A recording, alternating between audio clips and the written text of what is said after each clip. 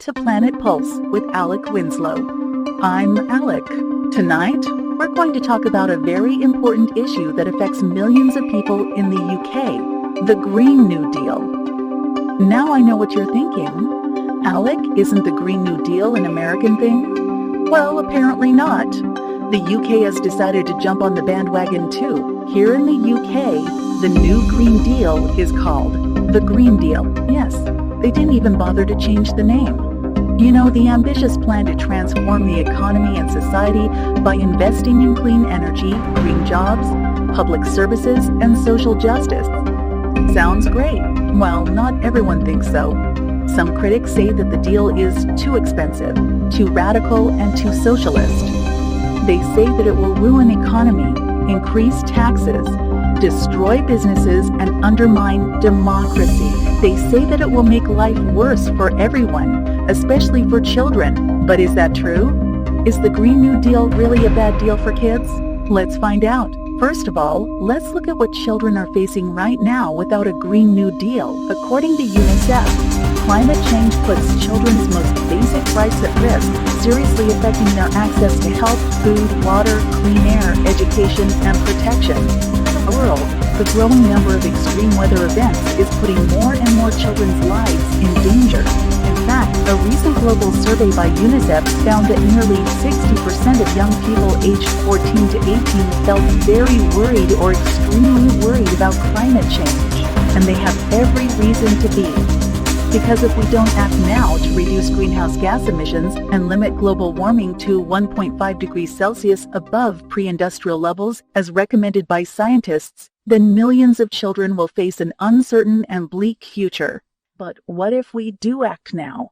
What if we implement a Green New Deal that aims to create a fairer and greener society for everyone? According to Green New Deal UK, it would benefit children in many ways. It would create millions of well-paid and secure jobs in sectors like renewable energy, public transport, healthcare, and education.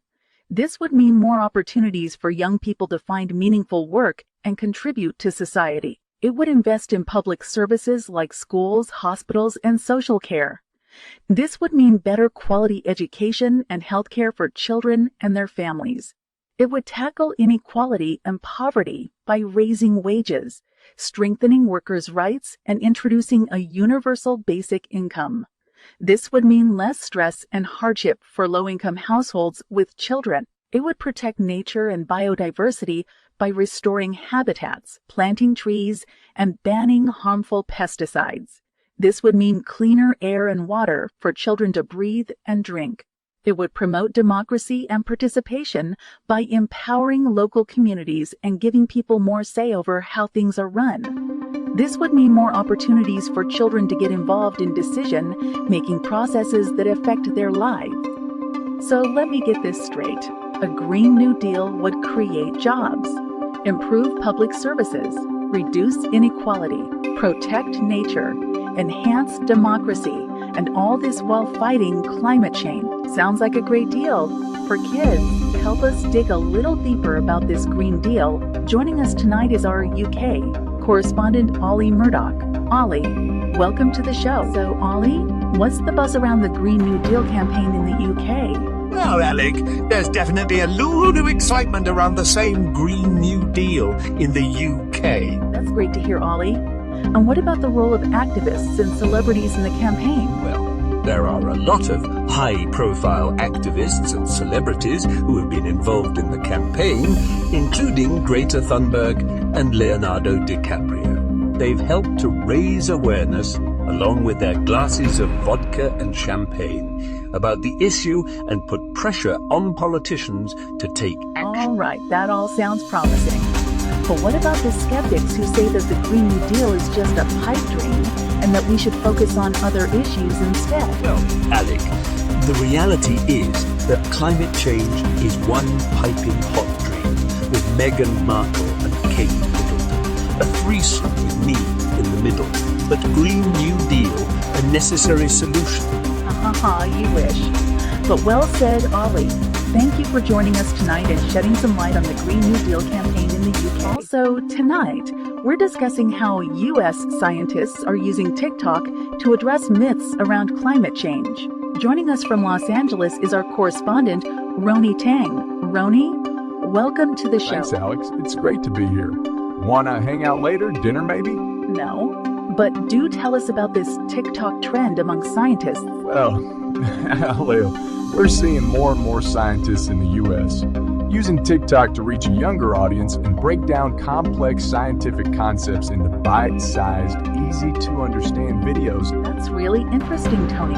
And what kind of myths are they debunking? It's Ronnie, and there are a lot of myths, like the idea that it's just a natural cycle or that the sun is to blame for global warming. These scientists are using TikTok to explain the science behind these myths and why they're not true. That's great to hear. And what kind of response are they getting on TikTok? They're actually getting a really positive response out.